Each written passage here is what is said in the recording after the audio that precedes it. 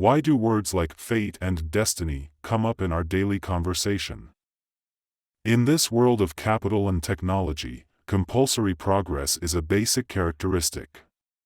Capital is efficient in generating returns, so as to constantly increase in value, otherwise it becomes a consumption fund. Technology is continuously updated. Therefore, capital and technology are, in a sense, twins, in that they both push for progress, a fundamental trait of contemporary human society. Since progress is rooted in competition, we find ourselves immersed in a society where every individual is constantly comparing themselves to others.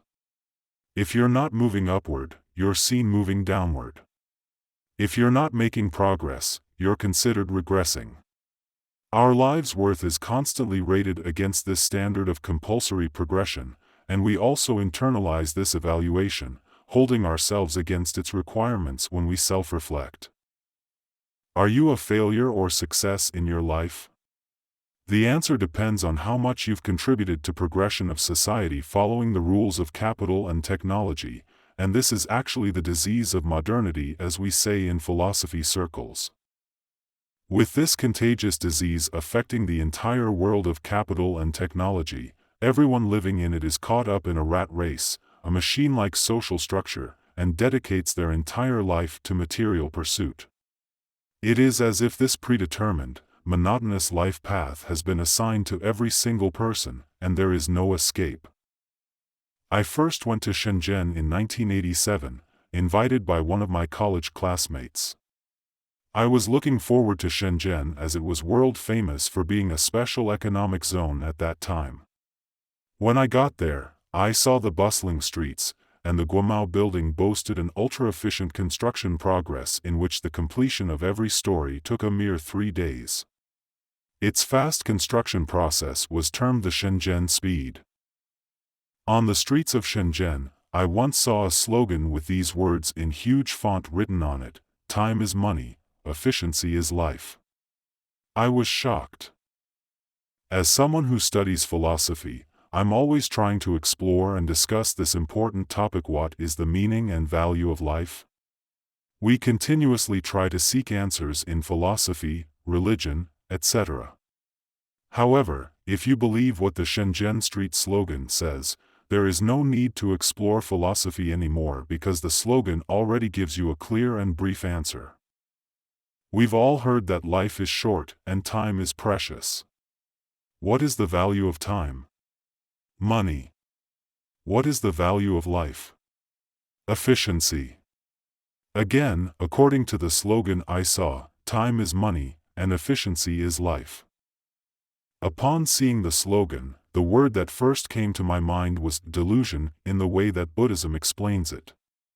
I knew that this slogan had been put up during a very special period in China, when the Chinese economic reform started, and China was transitioning from a planned economy to a socialist market economy.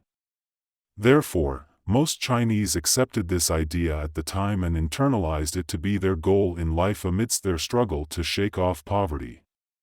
But here's the question: today, how many of us can accept this idea to express the value of our time and the meaning of our life? Can we still agree that time is money, and efficiency is life? In recent years, there have been thorough reflections on the prospects of our nation. Without such universal introspection, we can't imagine why traditional Chinese culture has experienced such a revival. How do we judge whether a person is a failure? If our children are waiters or waitresses carrying dishes in a restaurant, or if they are running down the streets delivering packages and takeouts, can we judge their lives as failures because of their jobs? And if so, does it mean that all waiters/waitresses, couriers, construction workers, hotel room attendants, and people who do other similar jobs are failures? There are 290 million migrant workers in China. Are their lives meaningless? Something is very wrong with our era today. People are rating their level of success and failure in life according to external factors rather than with their own inner selves. This is how most people see life. Then, at some point, they feel conflicted and finally trap themselves into a corner, since everyone's goal is almost the same, pursuing wealth and status. However, with extremely limited resources, only a few can become successful in this pursuit. A new term called involution has emerged, describing a situation where most people are competing increasingly intensely. What is the conclusion? Tong Ping. Is there no hope? What an unhealthy society we have today. In a healthy society, every occupation upholds its own dignity, especially to represent the meaning of life. Each person is different, born into different families, genders, personalities, levels of intelligence, etc. These differences make every one of us in our special place. For instance, some people may not excel in mathematics no matter how much effort is put into learning, but they may excel in other skills. I used to make model airplanes when I was small, but my parents criticized me for being so clumsy that my fingers got stuck together with glue. Later in school, I found out that I am good at language and also logic. There is no superiority or inferiority in skills and knowledge. Instead, they are different types of talents brought to the table. A healthy and inclusive society should be one in which each person possesses unique strengths and abilities that may be deployed for different areas or domains. In our education system nowadays, exam scores are the only standard for evaluating students in school. Those who don't quite hit the mark are labeled underachievers or underperformers. I believe that the term underachiever should never be included in the dictionary of an educator. Why is someone labeled as an underachiever? What standards are you using? Why do we study? We have been studying for good grades since primary school. Why do we pursue good academic performance? Because it can open doors to various future opportunities, such as admission to selective secondary schools and entry into reputable universities. Here's another question. What do we get after graduating from reputable universities? Most people think of lucrative careers. Don't you think it is ridiculous? The so-called lucrative careers are about making lots of money or entering the bureaucratic system. Ever since primary school, we study to gain power, wealth, and status someday. These goals become life's purpose. Young people often think that this should be their life goal, so they are unwilling to work in an ordinary position. What they should think about is first becoming self-sufficient and then utilizing their unique talents to a greater extent. But no, they are caught up in power, wealth, and status. I once said, a person who reaches the age of 40 and still doesn't believe in fate or destiny may have a poor level of insight. It later spread quickly on the internet. Being wealthy or poor is beyond our control, but we always consider pursuing wealth and avoiding poverty, and/or seeking high status and avoiding low status, as our life goals. Actually, it is something inherent in our destiny itself. This brings us to the concept of fate. Can the concept of fate be established? If it can, what does it imply about human free will? Is free will an illusion? Generally, we don't think in that way. We tend to believe that our current conditions are the result of our past efforts. If our current situations are not good enough, we attribute it to insufficient efforts in the past, right? However, in this line of thinking, the concept of fate is not considered established. If you believe that your destiny is shaped by your own efforts, and you have control over your own fate, the concept of fate is fundamentally invalidated. Can something under your control still be considered fate? It is merely your life plan. Do you agree? Believing in fate is often seen as a pessimistic view of life. What does it mean to believe in fate? It means believing that the encounters and experiences we go through in this world, the ups and downs of life, are not solely the result of our subjective efforts but rather predestined. Now, who is the one doing the arranging? Of course, there are different perspectives on that between Westerners and Chinese. But first of all, you have to admit and believe in fate. Then, you may want to know what things or events you can attribute to fate. For example, whether you were born into a wealthy family or a poor farming family, you didn't get to choose. Audience remark: someone said the understanding of fate consists of two aspects. One is related to the life bestowed by parents and the environment, while the other refers to the luck or good fortune created by oneself. Good point. Let me explain these two concepts separately, and how they are interconnected in numerology and fortune prediction. Fortune telling in the West is called astrology. There are some universities in England that offer academic programs in astrology, and you can become an astrologer after obtaining the diploma. Chinese fortune telling is a different concept. It is about the 4 pillars of destiny, also known as Bazi, which means 8 characters or 8 words in Chinese. Bazi is often interpreted as a representation of an individual's destiny or life path. According to Bazi, one's progression of luck can be divided into phases, with each phase covering 5 years. Fate or destiny cannot be changed.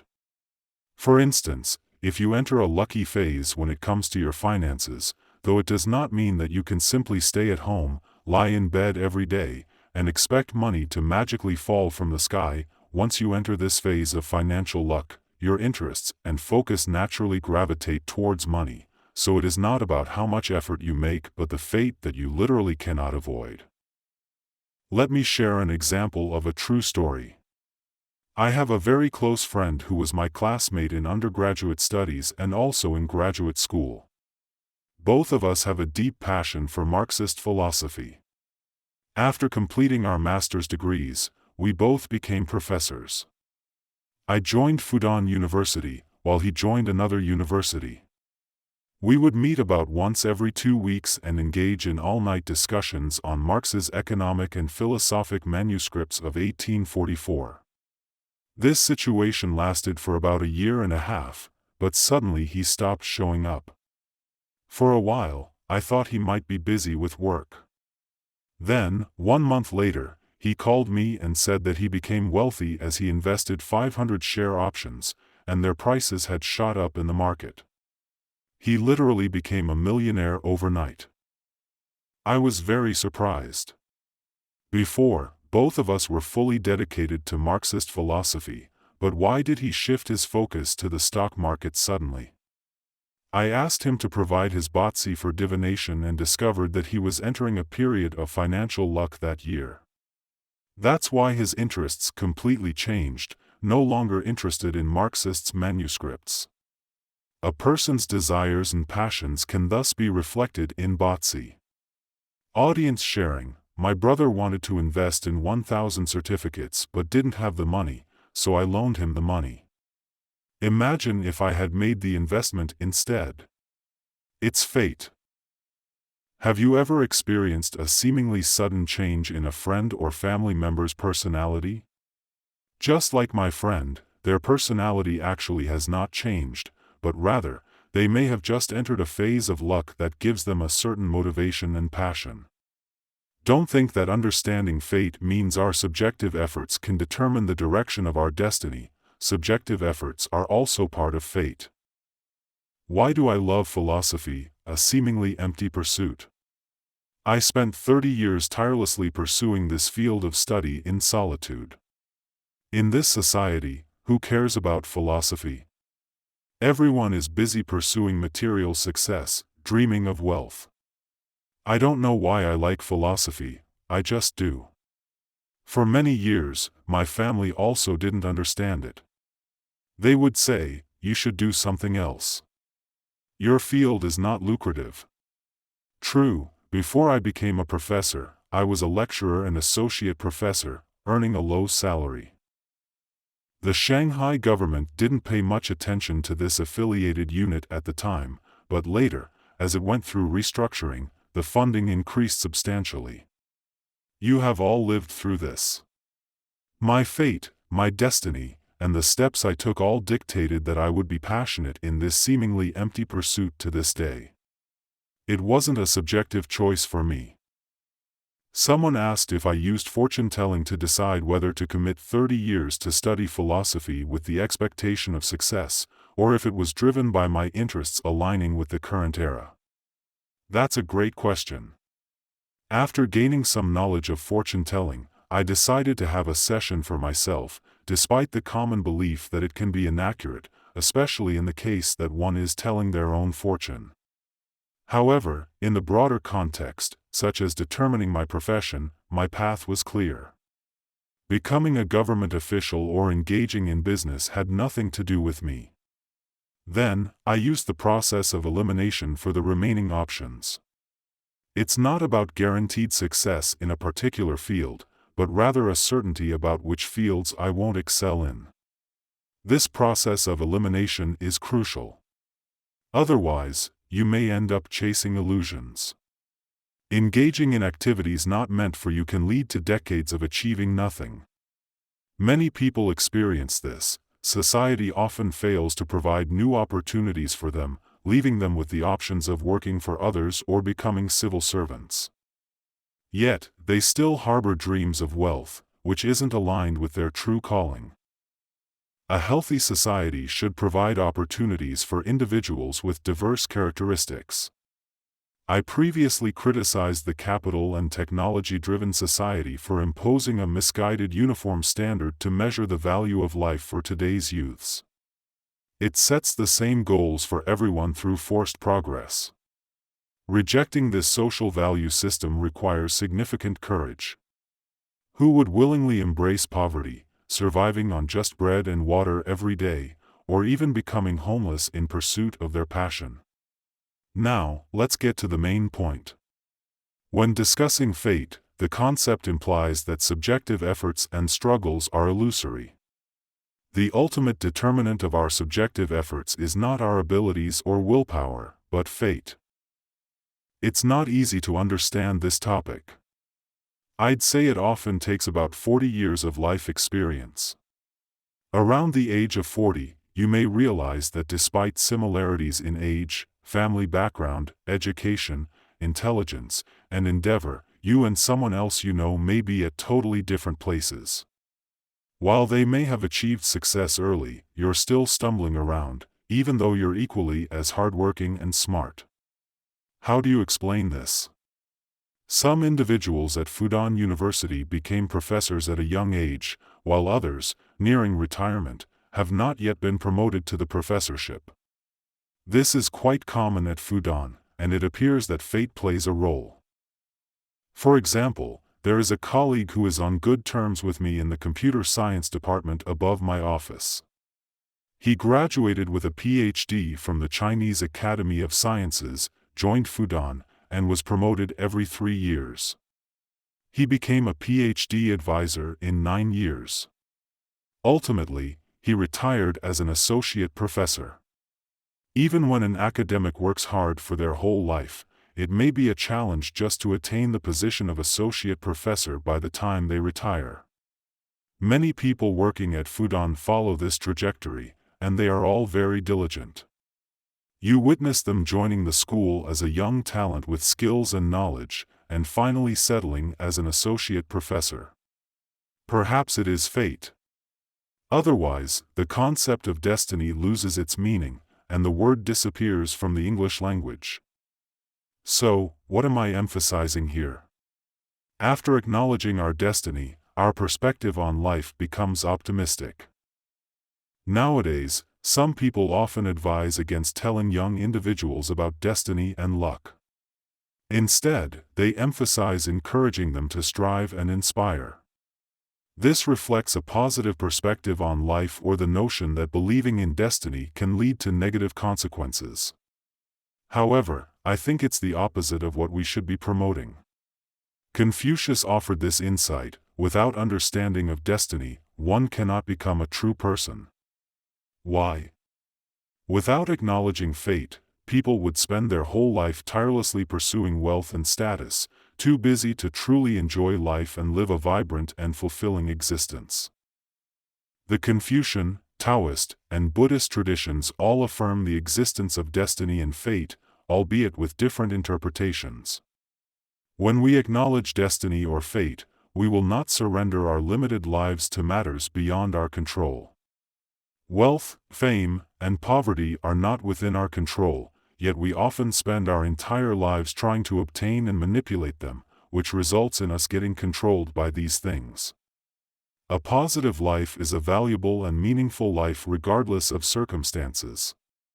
This perspective is embodied in Chinese Confucianism. A true person will not be corrupted by wealth or high rank, broken by poverty or low status, and tamed by power or force.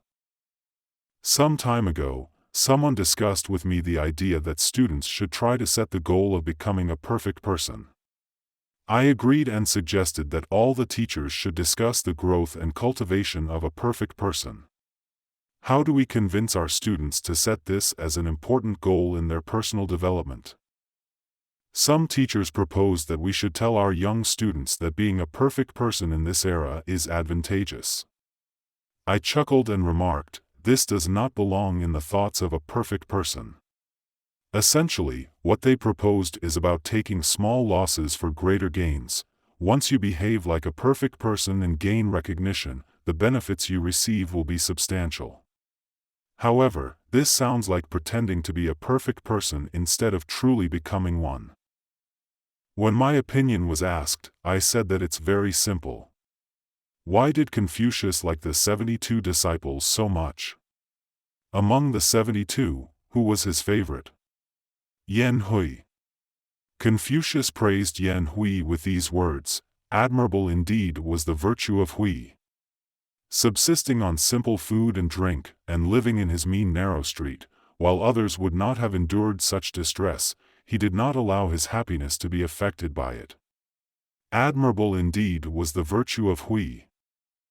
From this description, we can see that Hui ate simple meals and lived in a humble lane or a poor neighborhood. Most people would find this situation unbearable, but Hui did not let it take away his joy of life. The key issue here is the concept of joy, joy for better or worse, for richer or poorer. Since I believe in reading Batzi, someone asked me about what it can predict. I replied that it can predict one's wealth or poverty, health status, personality, relationships, and even the most suitable career. However, there's one thing it can't predict: whether someone is happy. Joy or sadness is not revealed in Batzi. You can ask any fortune teller, and they won't be able to tell if the person's soul is joyful or not. Some may have wealth and prosperity but never experience true joy. Our hearts endow us with joy, regardless of the circumstances of life or its meaning, so I'm always joyful. A perfect person will not be unhappy because of the setbacks and losses in wealth and status. They understand that whatever they experience is destiny. This brings forth the saying from Confucius, "Without understanding destiny, one cannot become a true person." A perfect person possesses genuine joy. In any situation, they have love of life in their heart. A perfect person acknowledges fate, giving his life genuine value and meaning.